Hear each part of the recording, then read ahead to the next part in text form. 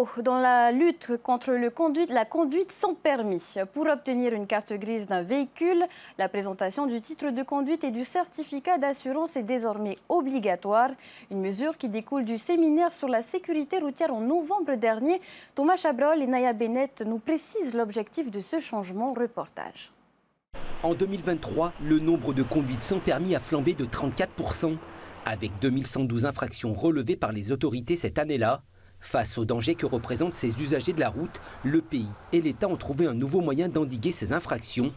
Désormais, pour obtenir une carte grise auprès de la direction des transports terrestres, il faut obligatoirement présenter un titre de conduite adapté au véhicule acheté et il faut aussi présenter un certificat d'assurance. On a pu constater, notamment avec les remontées du Haut Commissariat et des forces de l'ordre, une augmentation sensible de ces dernières années du nombre de conduites sans permis en Polynésie. C'est intolérable et il s'agissait de pouvoir accompagner les forces de l'ordre dans ce travail-là. Ces pièces complémentaires sont donc exigées pour l'acquisition d'un véhicule neuf, mais aussi pour le transfert d'un véhicule d'occasion de particulier à particulier.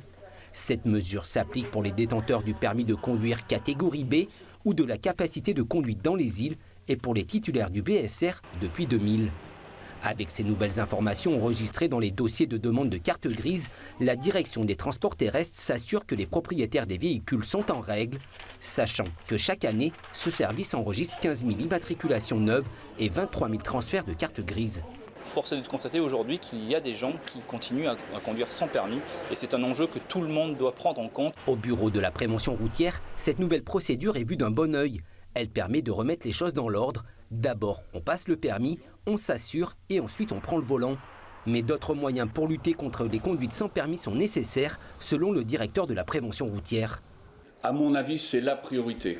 Il faut absolument qu'on ait cette fourrière qui permette d'immobiliser le véhicule, de le saisir pour obtenir par la suite via une décision de justice une confiscation.